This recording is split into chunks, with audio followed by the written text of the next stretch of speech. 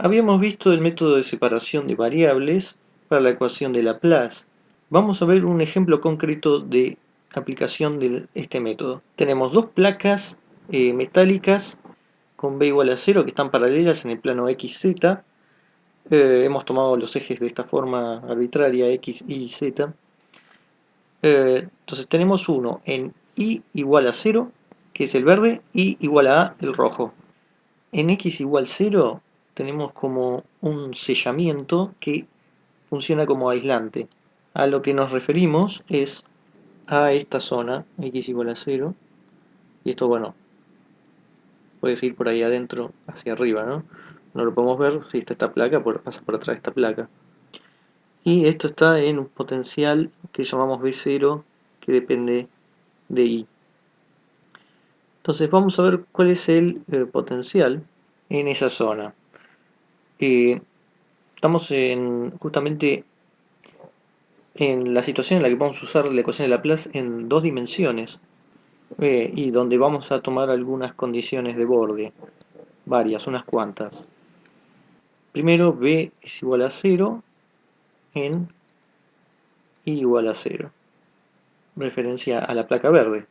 También b es igual a 0 en I igual a A, referencia a la placa roja. 3. B es igual a B0 de I justamente en X igual a 0, acá, en este plano que es X igual a 0. Y la cuarta es que B tiende a 0 a medida que nos vamos lejos en X. Nos vamos lejos en X, esperamos que B tienda a 0.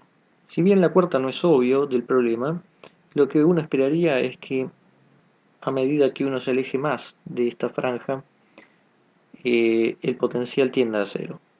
Por teorema de unicidad uno esperaría que, dadas las condiciones de borde, tengamos una sola respuesta, un solo B.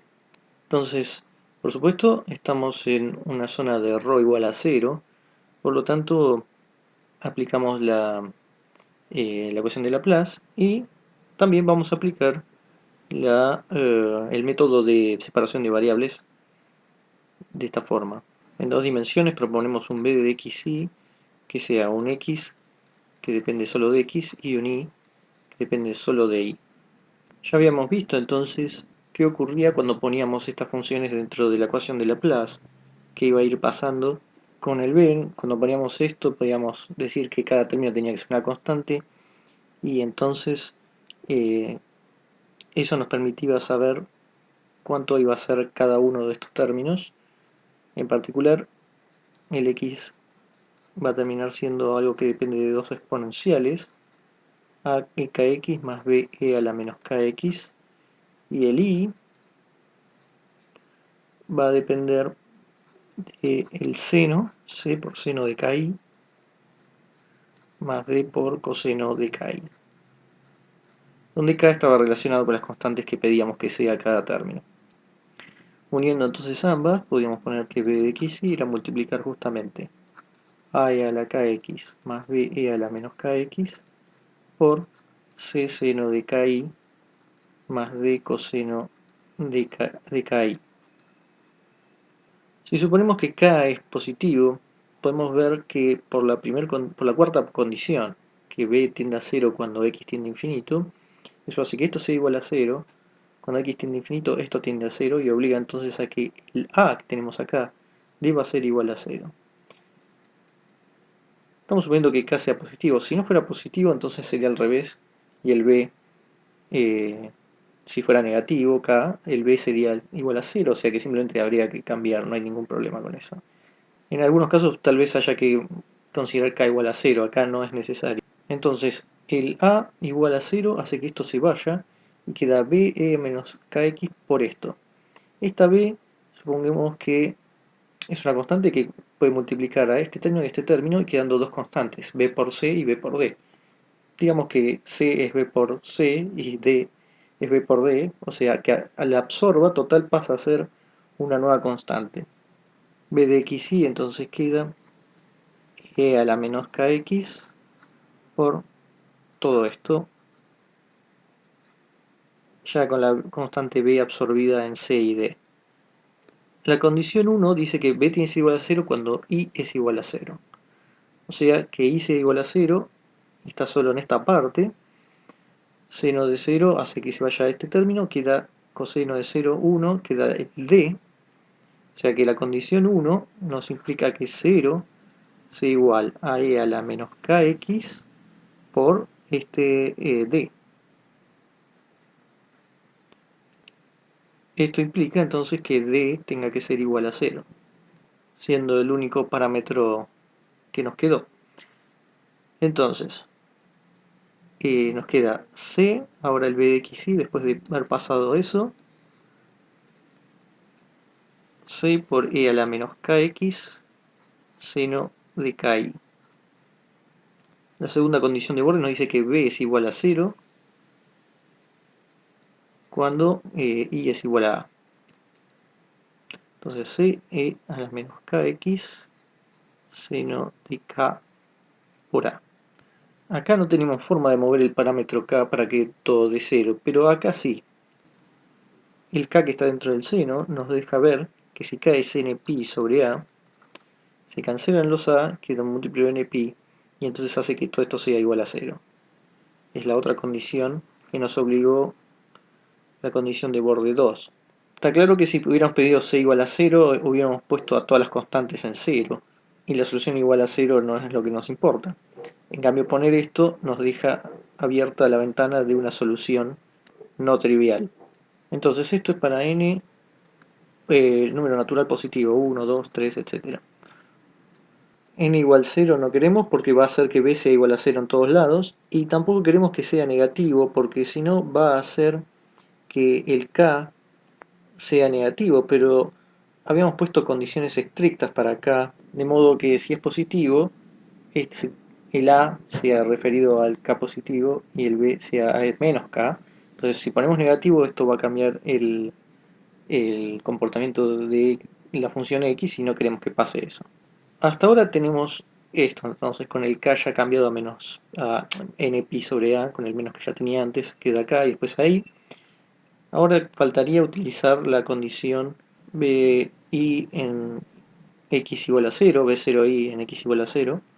Eso sería que b en 0 y z sea igual a un b que solo depende de i. Y en nuestro caso, eso solo puede suceder si solo depende de esta parte, que es la parte que tiene i.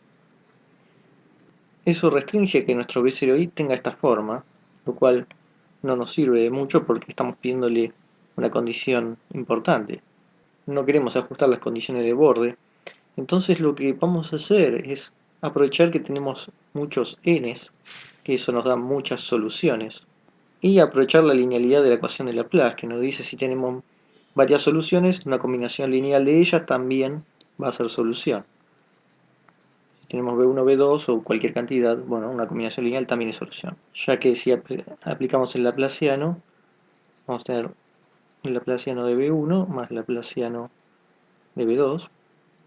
O sea, habría que aplicarle a todo, pero la linealidad hace que salgan las constantes, se aplica a cada uno y cada uno por separado son 0, así que todo da 0. Y tenemos que también da 0 para el B general.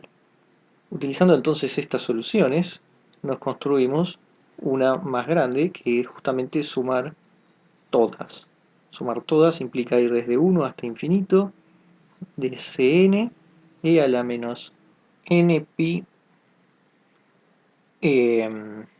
acá falta un x sobre a, seno de npi i sobre a. El detalle de poner un z acá es lo mismo, o sea, sabemos que no depende de z, z puede ser una constante y listo. El potencial no cambia con z, así que simplemente es un detalle. Esta solución general cumple con las tres condiciones de borde que ya teníamos. Que en 0 vale, que en i igual a 0 vale 0, que en i igual a vale 0, y que cuando x tiende a infinito, b tiende a 0. Podemos hacer que cumpla la de que b sea un b0 de i en x igual a 0, y que no solo tenga que ser algo que ya fijemos. Entonces, para eso, veamos qué sucede con b en x igual a 0 y esto va a ser igual a la sumatoria desde n igual 1 e infinito de Cn seno de npi i sobre a, Y este va a ser entonces nuestro B0 de I. En particular hay que decir que estamos en lo que se llama una serie de Fourier. Y entonces podemos utilizar la teoría de serie de Fourier en nuestro beneficio, en particular el teorema de Dirichlet nos va a ser útil, ya que nos dice que casi cualquier P0 de I que tomemos puede tener inclusive un número finito de discontinuidades, puede ser expandida en una serie de esta forma. Es decir, logramos generalizar lo de B0 de I que no esté solamente sujeto a un tipo de función. Entonces, dado un B0 de I, podemos expresarlo de esta forma. Y la pregunta podría ser cómo determinamos los coeficientes Cn que están en la suma infinita. Para eso tenemos un método que a veces lo llaman el truco de Fourier, aunque también Euler lo usó antes, en donde lo que tenemos que hacer es tomar esto y multiplicarlo por lo mismo seno, pero pongamos otro n, un n', multiplicamos por seno de n', y hay que integrar de 0 a a. Hacer eso entonces es transformar esto de esta forma, tenemos el seno de n' pi a, y luego integrado entre 0 y a, donde podemos transformarlo tomando que lo que teníamos antes es b0i, que de esta forma, nos referimos a esto que está acá, y esta integral, que hay dos senos, uno puede ver que va a dar 0 si n' es distinto a n, y a sobre 2 si n' es igual a n. Este truco entonces termina tirando todos los términos salvo uno, el n' igual a n, que nos hace salir 1 sobre 2. El Cn entonces termina siendo igual a, si nos quedamos solo con el término n' igual a n, esto es a sobre 2, queda solo el Cn común, y de este lado todo esto, pero despejamos el Cn, pasamos el a sobre 2 del otro lado, queda 2 sobre a, y luego la integral esta 0 a p0 y seno de n pi y a diferencial i. Entonces, tomando estos Cn's y poniéndolos en nuestra solución de pxy, o sea, poniéndolos acá, obtenemos el b general que queríamos, que cumple todas las condiciones de borde. En particular podemos ver qué pasa si tomamos un b0 constante. Entonces el b0 va a salir de la integral, los n quedan de esta forma, resolviendo esta integral, queda 2b0 n pi, 1 menos coseno n pi, lo cual va a ser 0 si n es par, y 4b0 sobre n pi si n es impar. Los términos pares entonces desaparecen, y los coeficientes los podemos poner en el bxy general, que nos va a quedar las constantes estas afuera, 4b0 pi, el n queda dentro de la sumatoria, pero solo nos va a importar el n impar. Los n impares, entonces el 1 sobre n queda dentro, y luego la parte exponencial, n pi x a, seno de n pi i sobre a.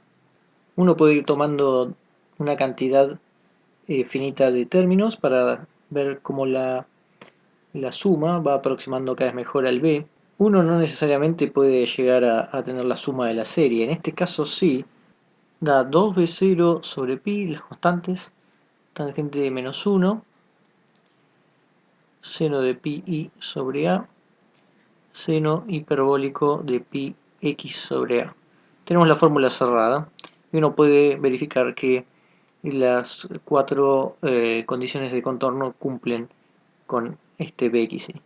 El éxito del método tiene que ver con dos cosas: la completitud de que podamos escribir cualquier función a través de una combinación lineal de las fn's. Estas fn son completas y permiten escribir justamente a cualquier otra función fi en un cierto conjunto. En nuestro caso, el seno de n pi i a es un conjunto de funciones que son completas en el intervalo 0 y a. Tiene que ver con lo que dijimos del teorema de Dirichlet. Y lo otro es la ortogonalidad. Un conjunto de funciones va a ser ortogonal si la integral del producto de dos miembros distintos da 0, justamente para n' distinto de n. Esto fue lo que nos permitió llegar a los resultados obtenidos.